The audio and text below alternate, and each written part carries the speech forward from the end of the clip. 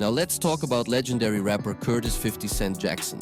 50 Cent made a big appearance at the New York premiere of Starz' Fightland, held at Pier 60 on Tuesday night.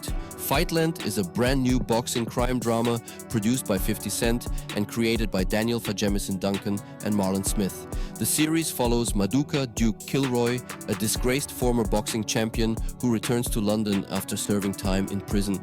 He's back for one reason: to get revenge on the powerful crime family he believes betrayed him.